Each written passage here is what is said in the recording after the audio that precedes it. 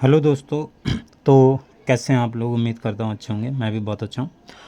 तो हम लोग क्लास 11th यानी कक्षा 11 का गणित पढ़ रहे हैं और उसमें हम लोग चैप्टर नंबर 2 संबंध एवं फलन पढ़ रहे हैं। ठीक है। इसके ऑलरेडी बहुत सारे लेक्चर्स आ चुके हैं, तो यदि आप लोगों ने वो नहीं देखे तो पहले आप उन्हें देख लीजिए। ठीक है।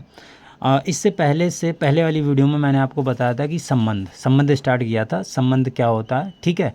वहाँ पर जो देखो, मैंने अभी प्रॉपर परिभाषा नहीं लिखवाई है, कुछ एग्जाम्पल लिए हैं और संबंध का मीनिंग बताया है आपको कि संबंध क्या होता है, किस प्रकार से, मतलब क्या बताता है संबंध। दो नंबर्स या दो संख्याओं या दो चीज़ों के बीच में कोई संबंध हो, उस चीज़ को क्या बताता है, मतलब रिलेशन के रूप में हम परिभाषित करते हैं कि उन दोनों चीज़ों के बीच में जो संबंध होता है उस चीज़ को बताता है। ठीक है, ये बात मैंने बताई थी। देखो, जो वहाँ पर लिखा था वो प्रॉपर परिभाषा नहीं थी। ठीक है, मैं आपको बता दूं यहाँ पर कि वो प्रॉपर परिभाषा नहीं थी। प्रॉपर परिभाषा अभी मैं लिखवाऊंगा। उससे पहले हमको कुछ बातें सीखनी होंगी, कुछ बातें पता करनी होंगी, तब हम प्रॉपर परिभाषा समझ पाएंगे। ठीक है, वही अगर आपको एग्ज़ाम में आ जाती, वही आपको एग्ज़ाम में लिखनी भी है। ठीक है। ठीक। तो देखो, आज मैं जो बता रहा हूँ उसको आप ध्यान से समझिएगा, बहुत इंपॉर्टेंट है। यहीं से हमें समझ में आएगा कि संबंध की एक्चुअल में परिभाषा क्या होती है। क्लियर? देखो, मान लो तुम्हारे पास में, देखो मैंने जब आपको शुरू में संबंध पढ़ाया था, संबंध जब स्टार्ट किया था, तो मैंने कहा था कि अगर एक्स कॉमा वाई आर में से आ रहे हैं, आर क्या है? संबंध है। एक्स कॉमा वाई तुम्हारे यदि आर में से आ रहे हैं तो इसको मैं एक्स आर वाई लिख सकता हूँ। ठीक, इसको मैं क्या लिख सकता हूँ? एक्स आर वाई लिख सकता हूँ। ठीक है, ये चीज़ मैंने बता रखी है। जैसे 4,1 है, अगर ये आर में से कोई अवयव है, कृमित युग्म में आर में से आ रहा है, तो इसको 4R1 मैं लिख सकता हूँ। 5,6 है, ये आर में से आ रहा है, तो इसको मैं 5R6 लिख सकता हूँ। ठीक है, ये चीज़ मैंने आपको बता रखी है ऑलरेडी। आप लोगों ने नहीं देखा तो आप देख लीजिए। ठीक है, ये वाली चीज़ मैंने बता रखी है। ठीक, ये लिखने का तरीका होता है, आराम से, कोई दिक्कत नहीं है। कभी कभी सवाल आ जाता है तो आप आराम से ऐसे लिख सकते हैं। जैसे देखो, यहाँ पर एक चीज़ समझो, जैसे हमारे पास में कोई सेट है ए, जिसमें अवयव है 1, 3, 5, 3 अवयव हैं। अगर मैं इसका क्रॉस यानी कार्तीय गुणन निकालता हूँ, 1, 3, 5, 1, 3, 5, भाई उसी सेट का उसी सेट से निकालना है। ठीक है, तो देखो क्या होगा, ये आएगा 1,1, 1,3 और 1,5 और ये आ जाएगा तुम्हारा 3,1, 3,3 और 3,5, 5,1 और 5,5, ये आ गया। ठीक है, ये तुम्हारे पास में आर आ गया। ठीक, अब जो देखो आर है, देखो जो संबंध होता है ना, संबंध होता है वो, जैसे कोई आर है संबंध, वो क्या होता है? वो इस समझ का जो हमने कार्तीय गुणन निकाला है। ठीक, ध्यान से समझना। जो संबंध होता है, जो हम कार्तीय गुणन निकालते हैं, अब यहाँ पर ए क्रॉस ए है, मान लो दूसरा साइड कोई बी है, तो जो हम ए क्रॉस बी निकालेंगे, मान लो एक सेट तुम्हारे पास में ए है, एक सेट क्या है? बी, तो इनका हम कार्तीय गुणन निकालेंगे तो जो संबंध होगा वो हमेशा ही इसका सबसेट होगा। ये चीज़ आपको ध्यान में रखनी है। जैसे ए क्रॉस ए है, अगर इसमें से कोई मैं संबंध बनाता हूँ तो वो देखो, सबसेट का मतलब क्या है? इसके बराबर भी हो सकता है भाई, इस चीज़ के बराबर भी हो सकता है, और लेकिन इससे हमेशा छोटा ही रहेगा। सबसेट की ये परिभाषा में हमने पढ़ रखा है। सबसेट क्या होता है? कोई भी सेट अगर किसी भी सेट का सबसेट होता है यानी उपसमुच्चय होता है, तो वो उसके बराबर भी हो सकता है। ठीक है, बराबर क्यों हो सकता है? क्योंकि हर एक सेट खुद का ही सबसेट होता है, हर एक समुच्चय खुद का ही उपसमुच्चय होता है। तो जो आर होगा वो हमेशा ए गुणा बी का उपसमुच्चय होगा। ये चीज़ आपको ध्यान में रखनी है। इसका भी मैं मतलब बताऊंगा क्यों। देखो, जैसे यहाँ पर मैं R1 मान लो कोई संबंध परिभाषित करता हूँ, वो इस प्रकार से परिभाषित करता हूँ। मान लो उसमें अवयव हैं 1,3 और 1,5 और 3,5, ये मान लो मेरे पास में कोई अवयव हैं। अच्छा, अब देखो, जैसे अगर मैं इसको ये कह क्या रहा है, ये इसका मतलब क्या है इस वाली लाइन का? देखो, जैसे मेरे पास में सेट है, ये है ए, दूसरा भी ए ही होगा क्योंकि हमने ए क्रॉस ए ही निकाला है। तो ए में कौन कौन से अवयव हैं? देखो, ए में कौन कौन से अवयव हैं? 1, 3, 5। ठीक है, तो कौन कौन से अवयव हैं? 1, 3, 5, 1, 3, 5। और यहाँ भी 1 3 5 ही आएंगे भाई, अवयव तो वही हैं। अब देखो इस वाले ये जो सॉरी ये मैं उधर चला गया, इसका मतलब क्या है, क्या लिखा हुआ है? देखो इसका मतलब ये है कि जो 1 है उसकी इमेज मिल रही है 3। ये दूसरे समुच्चय का अवयव होता है। पहले समुच्चय का 1 है, और दूसरे समुच्चय का क्या है 3। तो ये कह रहे हैं कि ये जो 1 है वो 3 पर जाके मिल रहा है, 1 है वो यहाँ 3 पर मिल रहा है, ये चीज़ बोल रहा है। ठीक है, ये चीज़ लिखी हुई है, इसका मतलब ये है कि जो 1 है वो 3 पर जाके मिल रहा है, यानी 1 की इमेज 3 है। ठीक, दूसरे सेट में यहाँ पर 1 की इमेज 5 भी है भाई, ये भी तो बोला है। देखो 1 है उसकी इमेज 5 भी है, ये भी बोला है। ठीक, और 3 की इमेज 5 है, तो 3 की इमेज 5 है, ये बोला है यहाँ पर। इस जो R1 लिखा है उसका मतलब ग्राफिकली ये है।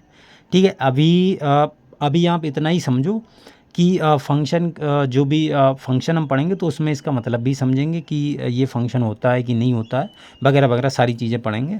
लेकिन आप अभी सिर्फ और सिर्फ इतना समझो कि R1 जो लिखा हुआ है ये अवयव, इनका ग्राफिकली मतलब ये होता है। इस तरीके से हम इनको, 1 का मतलब है कि उसकी इमेज 3 मिल रही है, और 1 का मतलब है उसकी इमेज 5 भी है। ठीक है, तो मेरे ख्याल से R1 जो लिखा हुआ है वो ये मतलब आ गया होगा। अब यहाँ पर जो पहला अवयव होता है वो पहले समुच्चय होता है, दूसरा अवयव होता है वो दूसरे समुच्चय में होता है, ये चीज़ आपको ध्यान में रखनी है।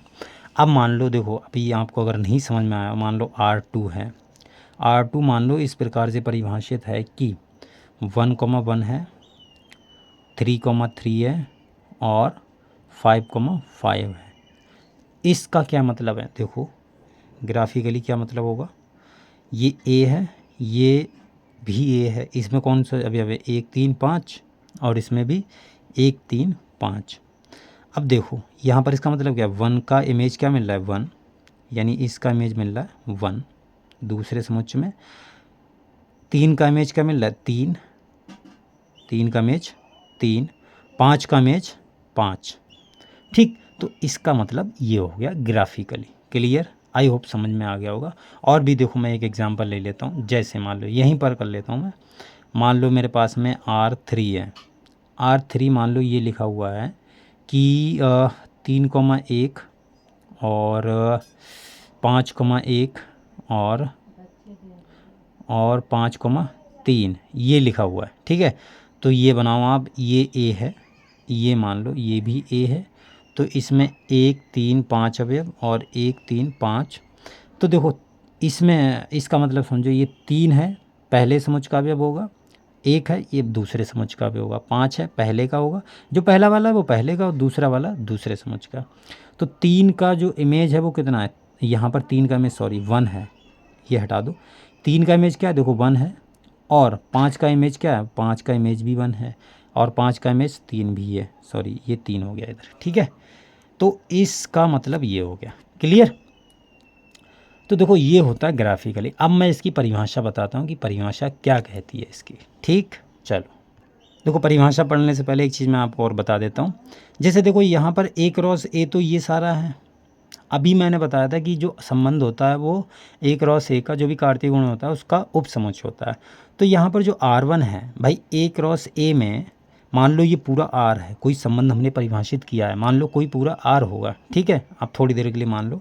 अब जो R1 है वो मैंने उसके अवयव इसी में से तो आ रहा है, तो यहाँ पर आप बोल सकते हो भाई देखो 1,3 और 1,3 1,5 और 3,5 ये इसमें ही सही तो आ रहा है भाई, इसमें ही सही तो आ रहा है ना। तो यहाँ पर मैं बोल सकता हूँ कि जो R1 है वो सबसेट होगा A क्रॉस A का, ये चीज़ बोल सकता हूँ, बिल्कुल बोल सकता हूँ। ठीक है, अब जो R2 है भाई, इसमें भी तो A क्रॉस A से ही अवयव आ रहे हैं, तो यहाँ पर मैं बोल सकता हूँ यहाँ पर जो R2 है वो A क्रॉस A का सबसेट है। और इसी प्रकार मैं R3 को भी बोल सकता हूँ, R जो 3 होगा वो A क्रॉस A का सबसेट होगा।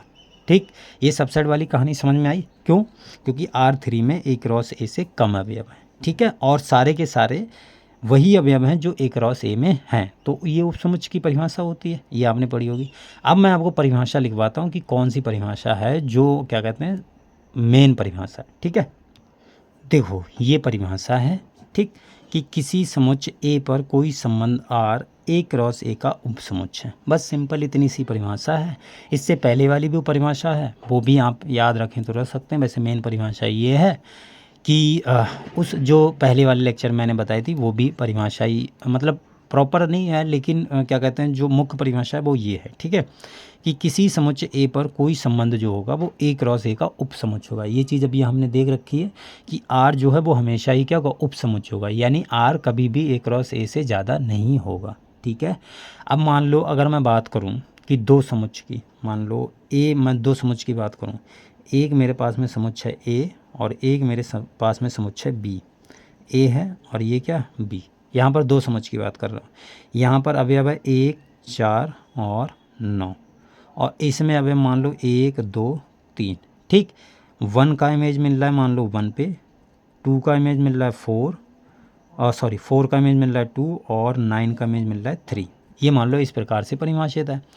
अब इसको मैं कैसे लिख सकता हूँ, देखो इससे अगर मैं संबंध बनाऊंगा, यहाँ पर ए क्रॉस ए करूँगा, ए क्रॉस बी, तो क्या आएगा, देखो ये आ जाएगा 1,1 और 1,2। देखो ए क्रॉस बी, आप पहले ए मान लो आपके पास में 1, 4, 9, वैसे ये दिए हुए भी हैं, और बी है तुम्हारे पास में 1, 2, 3। तो अगर मैं इनका ए क्रॉस बी निकालूंगा तो क्या आएगा, 1,1 और 1,2 और 1,3 और 4,1 और 4,2, 4,3 और ये 9,1 और 9,2 और 9,3। ये मान लो है, ये ए क्रॉस बी आया निकल के, ठीक है, ए क्रॉस बी निकल के आया। अब अगर मैं इसकी बात करूं, देखो जो मैंने ये संबंध परिभाषित किया है भाई, ये जो संबंध मैंने परिभाषित किया है ये वाला ग्राफिकली, तो यहाँ से जो संबंध निकलेगा वो तो ये आ रहा है ना। देखो 1 का इमेज 1 पे मिल रहा है तो ये आ गया 1,1, 4 का इमेज 2 मिल रहा है तो 4,2, और 9 का इमेज 3 मिल रहा है तो 9,3। तो ये यहाँ से आर ये आ रहा है भाई, यही तो आर होता है, जो आर ये आ रहा है यहाँ से, और ए क्रॉस बी ये आया है, ए क्रॉस बी ये है पूरा। तो आप यहाँ पर देख पा रहे हैं कि जो आर है वो ए क्रॉस बी का क्या है, उपसमुच्चय है। क्लियर, आर जो क्या है वो ए क्रॉस बी का उपसमुच्चय। क्यों, क्योंकि आर में कौन कौन से हैं, 1,1, 4,2 और 9,3, जो इस ग्राफ के अनुसार दिए गए हैं। जो इस ग्राफ में जो मैपिंग है वो हमने लिखा है, तो वो संबंध आर आया निकल के, आर और आर ए क्रॉस बी का उपसमुच्चय है। यहाँ पर ये बात हमें क्लियर दिख रही है, क्योंकि 1,1 भी है, 4,2 भी है इसमें, और 9,3 भी है, ठीक है। मतलब ये सारे अवयव इसमें हैं, तो ये इसका उपसमुच्चय हो गया। आई होप आपको समझ में आया होगा कि मैं क्या बोलना चाह रहा हूँ, ठीक है। तो ये देखो परिभाषा हो गई प्रॉपर तरीके से जो मैंने बता दी है आपको। अब हम सिर्फ और सिर्फ सवाल करेंगे अगली वाली वीडियो में। हाँ, संबंध का जो प्रांत और परिसर होता है वो भी हम निकालना सीखेंगे। अब आपको संबंध का प्रांत और परिसर बहुत आसानी से समझ में आ जाएगा, कोई दिक्कत नहीं होगी, ठीक। तो आज के लिए इतना ही रखते हैं, मिलते हैं अगली वीडियो में, तब तक के लिए बाय।